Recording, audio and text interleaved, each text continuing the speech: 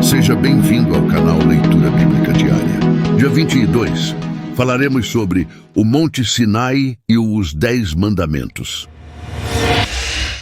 Nós vimos anteriormente que o Senhor livrou o seu povo do Egito com mão forte e poderosa, de forma que eles passaram com seus pés secos pelo Mar Vermelho. Mas quando os carros de Faraó e Faraó passaram, as águas desceram e eles foram afogados. Após essa passagem tão milagrosa pelo Mar Vermelho, eles cantaram louvores ao Senhor. Vimos também a provisão de Deus em parte do caminho do deserto. E hoje a pergunta que nós faremos: esse povo que saiu do Egito, que vivia como escravos, mas agora estavam caminhando em direção à terra que Deus prometeu a Abraão, Isaque e Jacó. Como que esse povo precisava ser instruído pela parte de Deus para que eles se tornassem uma nação? Será que eles estavam preparados para ser uma nação? O que Deus precisaria ensinar a eles para que eles pudessem se estabelecer na terra prometida? Nós iniciaremos hoje falando sobre o capítulo 18, onde Moisés será visitado por Jetro, o seu sogro, que era sacerdote de Midian. E o interessante é que o texto começa dizendo o seguinte: Jetro, sacerdote de Midian, sogro de Moisés, ouviu todas as coisas que Deus tinha feito por Moisés e por Israel, seu povo. Ouviu como o Senhor havia tirado Israel do Egito. Interessante que nós já falamos algumas vezes o quanto tudo isso que Deus fez no Egito tinha muitos propósitos. Propósito de ensinar o próprio povo de Israel quem era Deus, apresentar ao próprio Faraó e seus oficiais quem era Deus, apresentar aos egípcios quem era o Senhor, e também que as outras nações soubessem quem era Deus. E vimos que exatamente aquilo que era a proposta de tudo que Deus havia promovido no meio de Israel e do Egito, ele havia se concretizado. Porque Jetro, lá em Midian, ele ouviu essa história. Ele ficou sabendo de tudo quanto o Senhor havia feito. E Jetro foi até Moisés, ele levou Zípora, a esposa de Moisés, e 2 filhos que Moisés teve com esta mulher. O primeiro é Gerson, porque Moisés disse: fui peregrino na terra estranha. E o segundo é Eliezer, porque ele disse: o Deus de meu pai foi a minha ajuda e me livrou da espada de Faraó. Eu já disse que os nomes têm significados relacionados à história daquele momento, à história de algum personagem bíblico, e aqui nós vemos que esses 2 nomes fazem a referência a esse movimento de Moisés saindo do Egito, indo para a sua peregrinação no deserto. Então Jetro, ele se acampou ali com eles, ficou com eles ali, viu todas as coisas que Deus havia feito, e ele, bastante contente com o que Deus havia feito em Israel, ele vai dizer o seguinte: bendito seja o Senhor, que libertou vocês das mãos dos egípcios e da mão de Faraó. Agora sei que o Senhor é maior do que todos os deuses, porque livrou este povo das mãos dos egípcios quando agiram arrogantemente contra o povo. Perceba o quanto que o que Deus fez trouxe um testemunho fortíssimo para as outras nações. Porque, como eu já disse aqui, esse era um dos objetivos de Deus, que todos conhecessem ele como Deus. E no dia seguinte, Jetro viu a seguinte cena: Moisés sentado diante do povo, com aquela fila quilométrica de pessoas, e elas vinham uma a uma perguntando a ele, de forma que ele ficava da manhã até o pôr do sol, respondendo e julgando as causas das pessoas. E Jetro vai ver isso e vai dizer: que é isso que você está fazendo ao povo? Por que você fica sentado sozinho e todo o povo está em pé diante de você, desde a manhã até o pôr do sol? Aí Moisés respondeu: é porque o povo vem a mim para consultar a Deus. Quando eles têm alguma questão, vem a mim, para que eu julgue entre um e outro, e eu lhes dou a conhecer os estatutos de Deus e as suas leis. Mas Jetro, ele percebeu que isso era exaustivo o que ele estava fazendo. A gente está falando de milhares de causas diferentes. Para uma única pessoa resolver tudo isso, ou estar atento a tudo isso, responder tudo isso, não era humanamente possível. Ele ficaria sobrecarregado de tantas causas diferentes e de tantas situações diferentes. Jetro, vendo essa dificuldade, ele vai dar alguns conselhos para ele, que a gente vai meditar sobre esse conselho aqui que ele vai dar. Ele vai dizer assim: não é bom o que você está fazendo. Com certeza, todos ficarão cansados, tanto você como este povo que está com você. Imagina você passar um dia inteiro na fila aguardando uma resposta, e se não tivesse a resposta no dia, de repente só no outro ou no outro. Então isso não é bom nem para você, nem para o povo, porque Moisés também tem que ficar falando um a um, respondendo um a um, orando um por um. Ele vai dizer: isto é pesado demais para você. Você não pode fazer sozinho. Escute agora o que eu vou dizer. Eu aconselharei, e que Deus esteja com você. Represente o povo diante de Deus. Leve as suas causas a Deus. Beleza? Moisés, ele continuaria apresentando os problemas do povo para Deus, as suas queixas, as suas dificuldades. Mas olha o que ele vai continuar dizendo. Ensine-lhes os estatutos e as leis, e faça com que conheçam o caminho em que devem andar, e a obra que devem fazer. Em vez deles perguntarem o que fazer, a orientação dele, ensina a eles os estatutos, que eles passem a saber os estatutos. Eles precisam saber, não só ficar consultando se é ou não para fazer. Isso é uma reflexão para a gente hoje, porque nós temos as escrituras. Nós não precisamos ficar o tempo todo consultando lideranças. Nós precisamos consultar as escrituras. Elas estão aqui para nos orientar. E sim, precisamos de pessoas que nos ensinem. Mas, acima de tudo, precisamos que o Espírito Santo nos oriente. E a única forma, e a melhor forma de se fazer isso, é através de uma boa meditação das Escrituras. O que temos feito aqui é parte desse esforço de tentar entender melhor as Escrituras e para que nós possamos ter bagagem suficiente para quando nós estivermos diante de adversidades e problemas, a gente possa estar apto para agir da forma como agrada ao Senhor e não simplesmente ficar consultando A e B para saber se deve ou não fazer. E o texto continua dizendo: procure entre o povo homens capazes, tementes a Deus, homens que amem a verdade e odeiem a corrupção. Coloque-os como chefes do povo, chefes de 1000, chefes de 100, chefes de 50 e chefes de 10, para que julguem este povo em todo o tempo. Ou seja, como eu já disse, a gente precisa conhecer a verdade, mas em algumas situações não vamos precisar de ajuda. Alguns vão ter mais fraquezas e mais dificuldades. Então precisamos ter pessoas capazes para guiar as pessoas e ajudar nas causas. Porque às vezes, mais que a gente conheça, a gente precisa de ajuda também. A gente não foi feito para viver sozinho. A própria Bíblia já nos falou isso. Aí ele vai continuar dizendo: toda causa grave trarão a você, mas toda causa pequena, eles mesmos julgarão. Assim será mais fácil para você, e eles ajudarão a levar essa carga. Esse grupo de chefes que serão levantados, eles teriam a função de tirar a sobrecarga do peso sobre os ombros de Moisés. Porque antes todo mundo ia em cima dele para resolver qualquer coisa. Agora somente as causas muito mais complicadas e difíceis iriam até ele. Mas de um povo que conhece os estatutos, as leis de Deus. E outra coisa que ele vai mostrar aqui é que essas pessoas, essas lideranças, precisavam ter algumas características importantes. Primeiro, eles deveriam ser homens capazes. Não dá para ser uma liderança sem ser capacitado a fazer isso. Não é qualquer um que tem a capacidade de coordenar ou ajudar pessoas, porque a gente precisa entender que cada um tem sua habilidade, e ok quanto a isso, mas para estar na frente de pessoas guiando e orientando, é preciso ter capacidade para isso. Nem todos vão ter esse tipo de capacidade.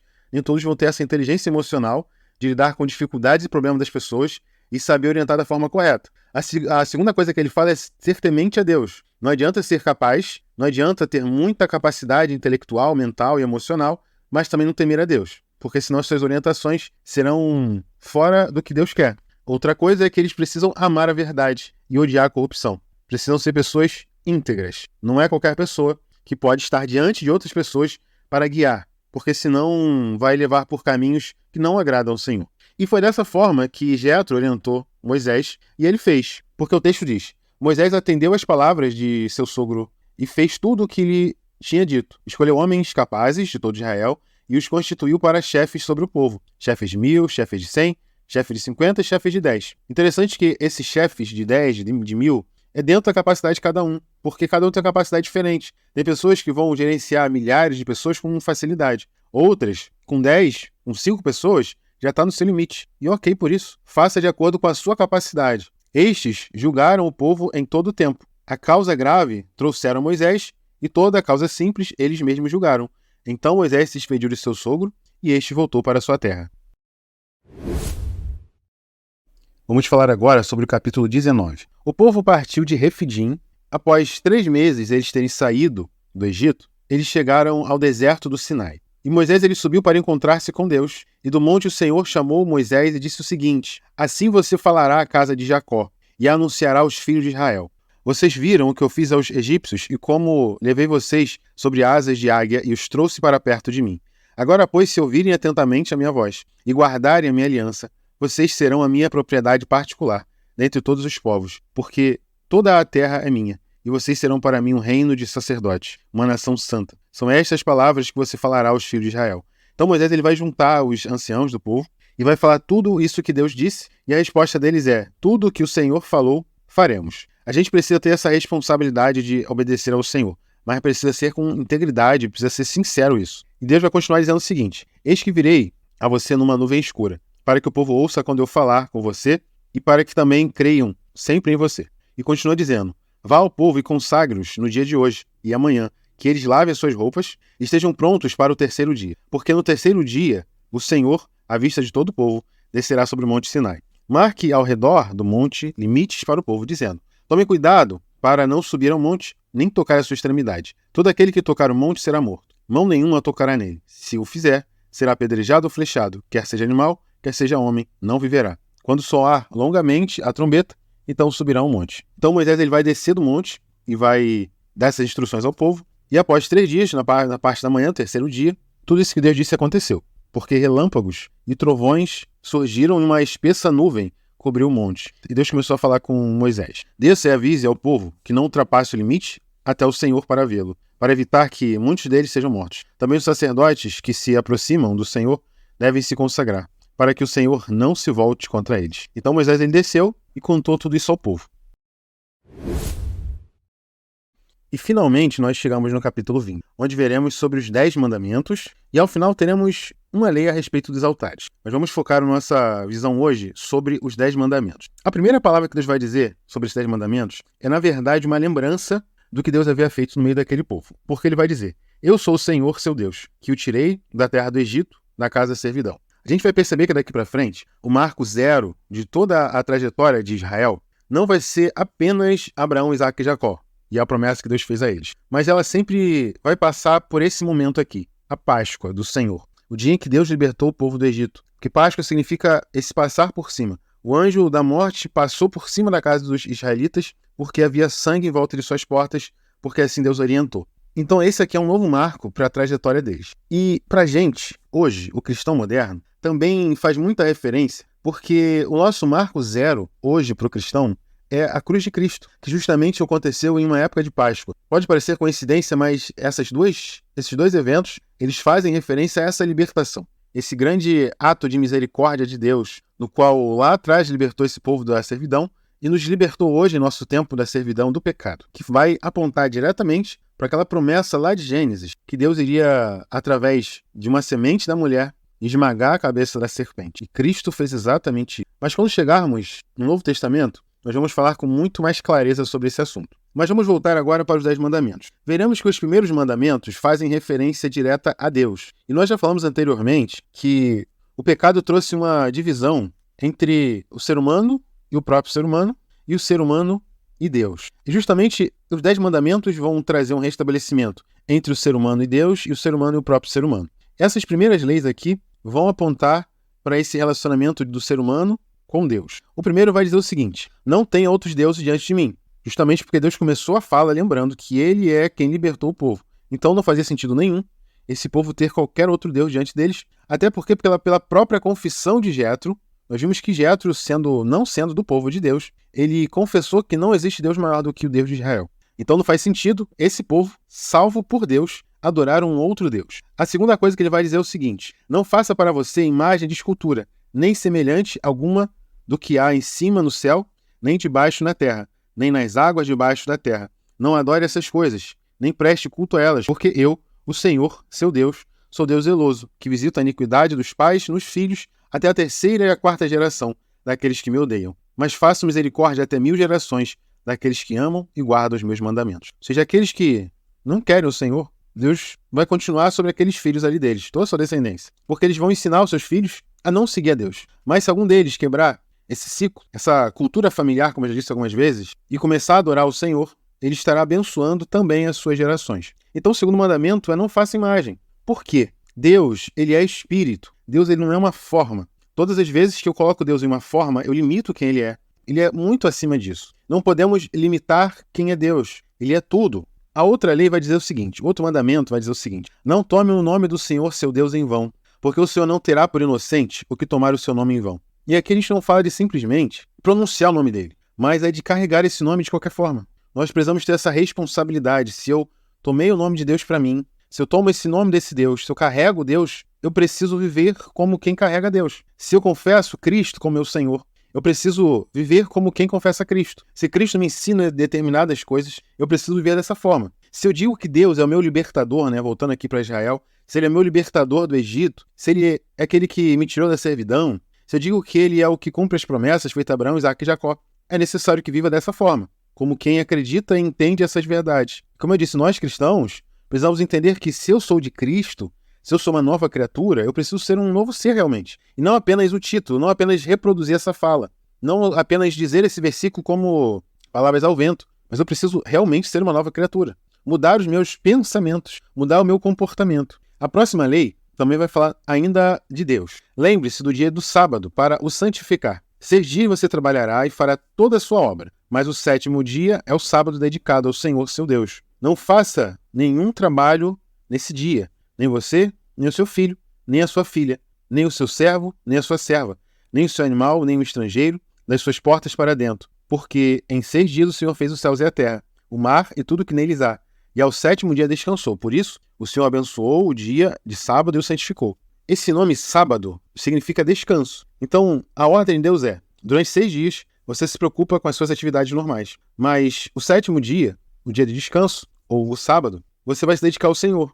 Eu disse em algum momento das nossas falas, quando Deus faz todas as coisas, Ele vai dedicar esse 7º dia para Ele contemplar a sua criação. E é justamente esse santificar, esse parar todas as atividades. Primeiro, a nível espiritual, ele é muito importante. É o momento da gente refletir, principalmente, que Deus ele é o Criador de todas as coisas, contemplar a sua criação, contemplar que Ele é o Senhor, porque é assim que Deus fez no 7º dia. Ele fez tudo em 6, mas no 7º Ele contemplou, Ele parou de tudo que Ele estava fazendo. E esse é o dia que nós precisamos parar para refletir um pouco. Precisamos ter um dia na semana, que nós fazemos isso no domingo, geralmente. É o dia que a gente para nossas atividades normais, não que durante a semana a gente deva esquecer de Deus, mas pelo menos esse dia a gente parar e refletir sobre o Senhor, sobre quanto Ele é maravilhoso, sobre toda a sua criação. Contemplar que Deus é o Criador, lembrar do nosso Deus nesse dia. Esse precisa ser um dia muito especial para nós. E terminado esse grupo de mandamentos, os próximos eles vão fazer referência agora ao relacionamento entre pessoas. E o primeiro relacionamento que Deus vai tratar aqui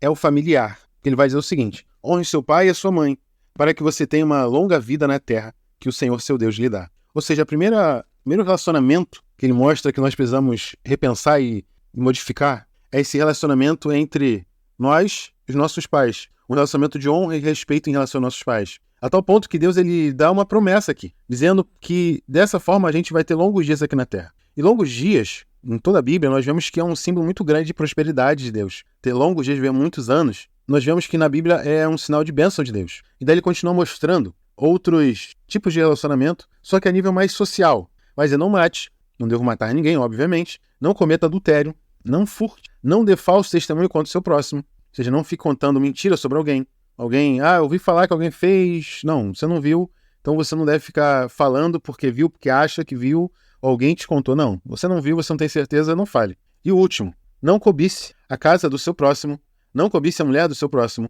nem o seu servo, nem a sua serva, nem o seu boi, nem o seu jumento, nem coisa alguma que pertence ao seu próximo. Se as pessoas são abençoadas e têm as coisas, nós não devemos cobiçar as coisas das pessoas. É simplesmente isso que essa lei diz. Nós precisamos trabalhar, conquistar e confiar em Deus, que essas coisas nos serão acrescentadas. E diante disso, dessas palavras que Deus falou, diante dessa nuvem que havia se estabelecido, como falamos lá do capítulo 19, o povo presenciou esses trovões, esses relâmpagos, essa nuvem, tudo isso, e eles ficaram com muito medo. E disseram a Moisés o seguinte: fale-nos você e ouviremos, porém não fale Deus conosco, para que não morramos. E Moisés vai dizer: não tenham medo, Deus veio para provar vocês, e para que o seu temor esteja diante de vocês, a fim de que não pequem. A gente precisa entender que esse temor a Deus não é simplesmente ter medo de quem é Deus, e deveremos ter porque Deus ele é justo. Se nós estivermos no erro, obviamente, nós provavelmente seremos condenados, se não nos confessarmos a Deus e tudo mais. Mas aqui não é um medo por medo. O medo que a gente precisa ter em relação a Deus é o medo de pecar contra Ele. Se nós sabemos que Deus é um ser dessa magnitude, desse poder, dessa santidade, eu preciso ter medo de pecar contra Deus. Esse tem que ser o nosso pavor. Que a gente tenha medo de Deus, mas no sentido de não cogitar ou pensar na hipótese de pecar contra Ele. E nós encerramos o capítulo 20 falando sobre uma lei. Veremos a partir desse capítulo para frente muitas leis sendo estabelecidas. Êxodo, Levítico e outros lugares nós veremos algumas leis. E aqui nós começamos a falar sobre uma. Falamos dos 10 mandamentos. Todos são derivações do que nós vamos ver nesses 10 mandamentos. E o texto diz o seguinte: assim você dirá aos filhos de Israel: vocês viram que dos céus eu lhes falei, não façam deuses de prata ao lado de mim. Não façam para vocês deuses de ouro. Voltando aos mandamentos. Isso aqui exatamente é falado de um dos 10 mandamentos. Façam um altar de terra para mim, e sobre ele vocês sacrificarão os seus holocaustos, as suas ofertas pacíficas, as suas ovelhas e os seus bois, em todo lugar onde fizer celebrar a memória do meu nome. Virei até vocês e os abençoarei. Se vocês fizerem um altar de pedras para mim, não façam de pedras lavradas, pois se fizerem uso de ferramentas, vocês terão profanado o altar. Nem subam o meu altar por degraus, para que ali não esteja exposta a sua nudez. Então, cuidado, porque a gente tem que lembrar que, nesse tempo aqui, a vestimenta não era igual à nossa hoje. Era uma espécie de um vestido, um roupão. Então, se ele subisse no degrau, a parte íntima dele poderia ser exposta. Isso, obviamente, causa escândalo, fica muito estranho no culto. O sacerdote está numa posição que as pessoas possam ver as suas partes íntimas. Isso é bem absurdo isso acontecer. Então, essa orientação... E a gente precisa entender isso. A gente vai falar isso quando entrarmos definitivamente sobre as leis, mas eu já quero aproveitar esse gancho aqui, dessa lei que nos parece estranha, né, de pedras lavradas e tudo mais, não poder usar ferramentas. A gente precisa entender o seguinte: nós somos seres caídos, nós pecamos, nós falhamos o tempo todo. Essa é a nossa natureza atual. Então, quem estabelece como devemos nos relacionar, tanto com as pessoas quanto com Deus, é o próprio Senhor. Por isso, os 10 mandamentos, eles vão dar origem a todas as outras leis, porque é Deus que estabelece. O povo estava prestes a entrar numa terra onde não adorava-se Deus, adoravam-se outros deuses. E eles precisavam, então, ser um povo diferenciado, ser um povo temente a esse Deus vivendo as suas leis. Por isso Deus vai insistir o tempo todo para que eles sigam as leis de Deus, e não a lei dos outros povos. Então, tudo que faz referência ao nosso relacionamento com Deus, é Ele que define. Ainda que a gente não entenda, não compreenda ou até não goste de algumas coisas. Mas quem define é Deus, não sou eu que defino como Deus vai me aceitar. Mas Deus define como Ele vai me aceitar. Esse é o detalhe que a gente precisa entender. O povo passou muito tempo como escravo no Egito, não sabendo então como era ser uma nação. Por isso, aqui no Monte Sinai, Deus se apresenta ao povo e dá a eles mandamentos e algumas leis, para que eles soubessem como se comportar na Terra Prometida. Quem estabelece o relacionamento com Deus e com o próximo é o próprio Senhor, não somos nós. Deus nos define qual é o caminho correto a qual nós devemos seguir, porque não tem como nós seguirmos os nossos próprios pensamentos, sentimentos e atos, porque eles estão sujos e corrompidos pelo pecado que habita em nós. Então precisamos que Deus, que é santo e puro, nos mostre o caminho que nós devemos seguir. E por isso esse povo precisava de leis e mandamentos para que eles soubessem se comportar na Terra Prometida.